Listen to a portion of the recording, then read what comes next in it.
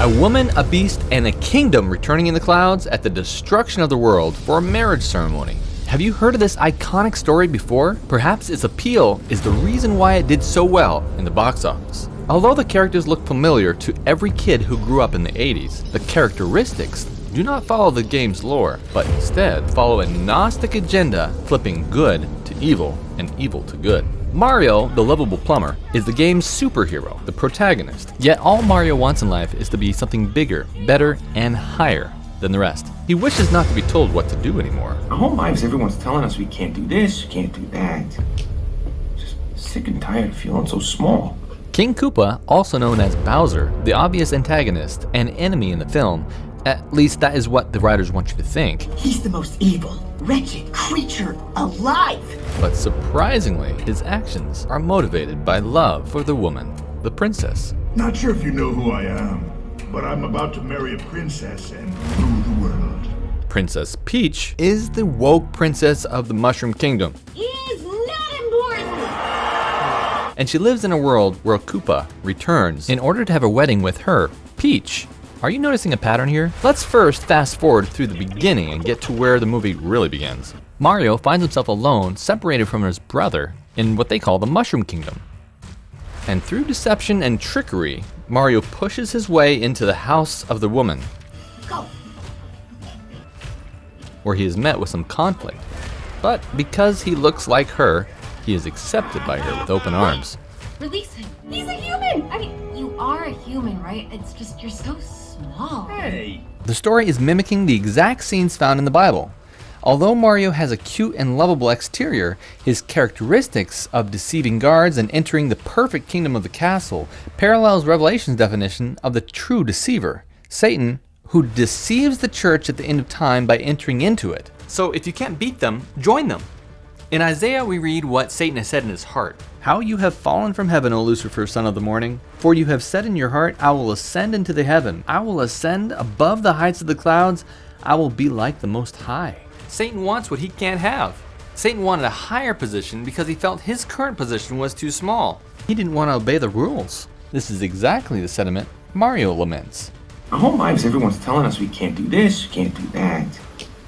Just sick and tired of feeling so small. And this is exactly how Satan felt before the fall. He felt, why isn't his responsibility bigger? Why can't he be like God? This reverse morality is called Gnosticism. We also see in Bible prophecy that a woman represents a church or a set of believers. Ephesians 5:25 says, husbands, love your wives, just as Christ loved the church. And since a church is simply a group of believers, when Revelation talks about a woman, it is speaking about a group of people.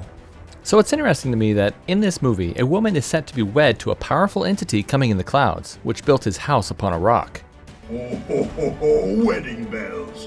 In the Bible, that same book of Revelation, God said he's going to return to earth, not to create a kingdom on it, but to be wed to his bride and take her away with him back to heaven. Matthew 24:30 says, Then the sign of the Son of Man will appear in heaven, and then all the tribes of the earth will mourn. And they will see the Son of Man coming in the clouds of the heaven with power and great glory. Revelation 19:6 says, For the Lord our God, the Almighty, reigns.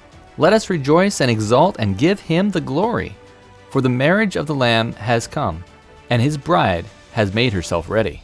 Well, what if she says no? Then I will power up with this star and destroy the Mushroom Kingdom! Prepare yourselves for the best wedding ever! But the Bible also reveals that there are people that are tricked into attacking their Creator at this time. Revelation 16 says, I saw 3 unclean spirits like frogs. They were spirits of demons, performing signs which go out to the kings of the earth and of the whole world to gather them to the battle of that great day of God Almighty. Just as Mario, with the woman, travels back to the biggest fight of their lives. To the Mushroom Kingdom and the biggest fight of our lives. Here we go! As the story continues, Gnosticism envelops a story to where instead of the woman being willing to become a part of God's plan, the same God, the Koopa, that is surrounded by hot fiery coals and is founded on the rock, instead he takes her hostage and forces her to unwillingly marry him. By enticing God's people with the temporary pleasures of this world, this is what Satan hopes to do. Keep the church away from God so that a relationship can't form between the two. But according to this Gnostic twisted gospel, the woman doesn't want to be wed. I would never marry you. But instead, says yes out of fear. Please stop! I'll marry you. Just don't hurt my toes. And as the wedding bells ring, it is revealed that the ones who were a part of the world and weren't as close friends of hers will be destroyed in the lake of fire. Will you all be ritualistically sacrificed? As an act of mercy. Finally, mercy. This seeds the mind with the idea that the people that are not close to the church are sacrificed unless someone saves them. I'll be sacrificing them in your honor. Lower the prisoner! I'd never marry a monster. In a story twist to try to be prophetic, this Gnostic gospel tries to say that the woman doesn't want to be wed, and through magic she overthrows God's kingdom. This God, who came down from the heavens, decides to destroy the planet. Launch the barber bill and destroy the Mushroom Kingdom! Seeding the mind with the idea that God's tyrannical rage will destroy the earth. And this rage will bring the two worlds together, capturing God, saving those from the lake of fire.